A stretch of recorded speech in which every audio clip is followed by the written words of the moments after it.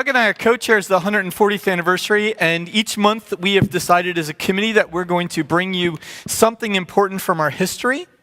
And so about the fourth Sunday of each month, we'll bring you some important aspect of the church's history through October. And then in October, we'll be having a grand celebration, and we'll be sharing more with you on that later. But Doug's going to talk today about, and many of you may know him as our church administrator, going to be talking about the history of the building and our legacy together. Thanks. Good morning, everyone. The banner out in the vestibule and this logo that we've created for the 140th year, Doug.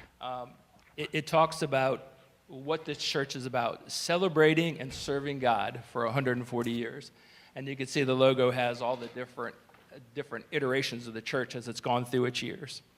This logo was created by Samantha Donovan. Samantha goes to church here and helps out Tim Jones with the youth, and each month we'll be showing a slide, and then once we finish, the table is going to go into the back of the church with all this information on it so everybody can continue to see it. This will culminate in October with a celebration. Just like the logo, we're going to celebrate and serve God, and in October we're going to have the celebration for our 140th year serving God. So today I'll talk about the buildings and the property, and the facts that I present are from multiple sources within the church, some of which conflicted with each other, so don't fault the messenger if some of the facts are cloudy.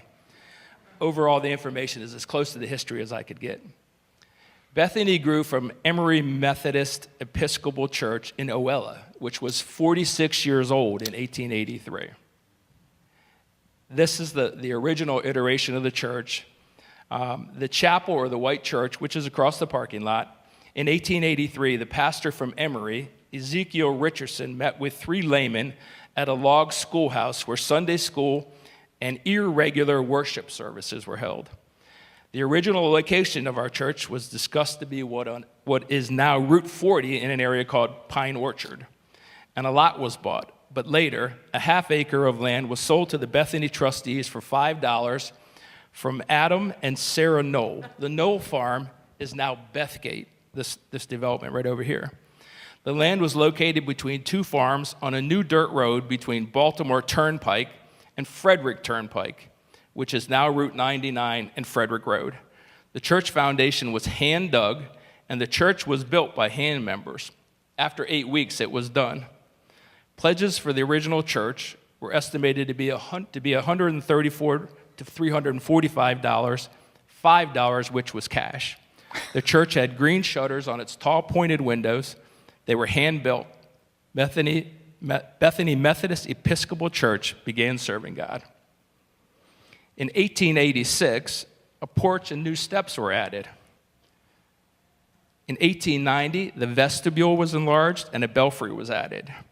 In 1905, a Sunday school addition to the south side of the chapel was added. And if you've been in the chapel, you'll know some of the windows are actually looking out into the classrooms now on the right-hand side of the church. So between 1905 and 1955, I did not see a lot of evidence of changes, but just a few facts about the church during this time. In the mid-1930s, the church had no running water, no electricity, and no bathrooms. Oil lamps lit the church on brackets on a wall with an 8-lamp chandelier in the center. In 1939, these were changed to electric. The church was heated with wood, which only released heat through one large register. 1933, a predecessor of the parking lot, a shed was built behind the church to shelter the horses. In 1940, that shed burnt down. The next 4 slides show hand-drawn plans from the addition added in 1956 to 1957. The decision to add the new facilities only passed by 1 vote and cost $35,321. The iron beams under the classroom were reclaimed from a railroad bridge. The change brought in running water, central heat, and indoor plumbing. That wasn't that long ago.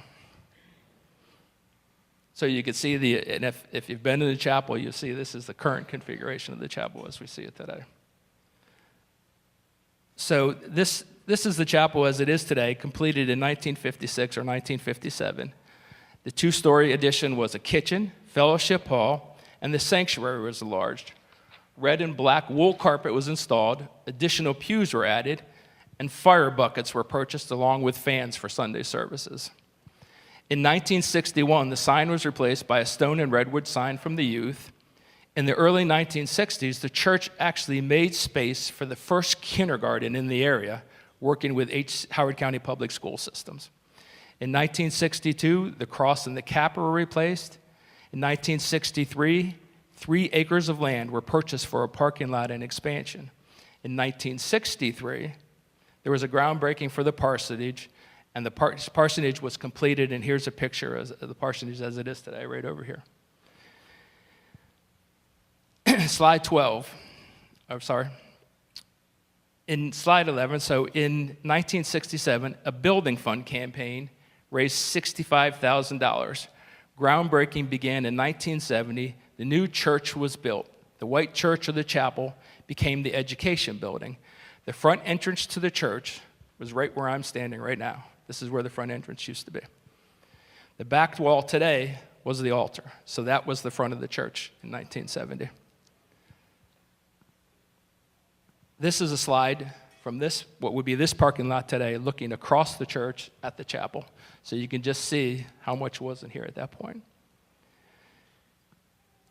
This is the church in 1970. You can see the configuration of the church. This was the front of the church. This was the back of the church. That was the altar. And you came in here to see it. In 1981 and 82, they added the fellowship hall. So that drawing right there shows that the existing church was like a U shape, and then they added the addition, and a consecration was held in 1982. This is the side of the church in 1983. So you can see the addition of the fellowship hall. In 2002 and 2003, the current configuration of the church was built.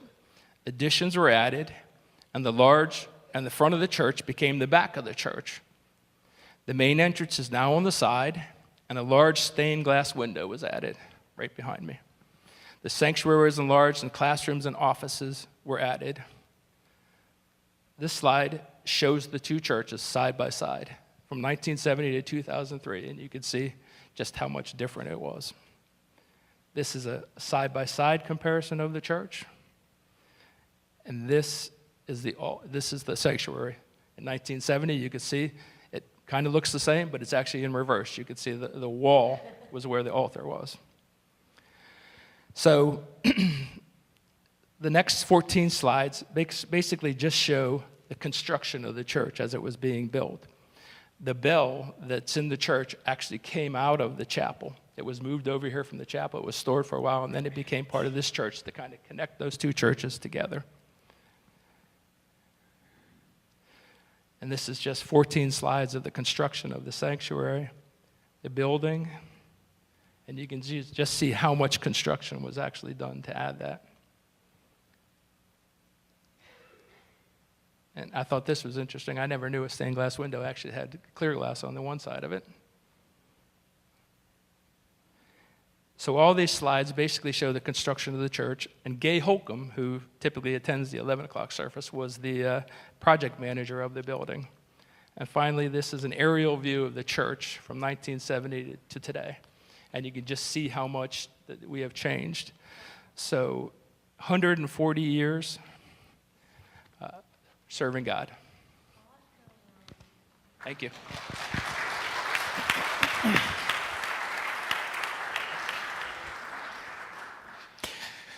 Thank you. As you might imagine, that took hours and hours and hours of work and research, and he did that not only with a lot of love, but with great joy as he discovered so many things. And his wife, Melanie, also went up into the history closet and dug down deep to discover a bit about who we are and what that means for us as we move into the future. So thank you so much, Doug, for the time and energy that you spent on that. I hope that was a blessing to you, the congregation, as you got to watch that.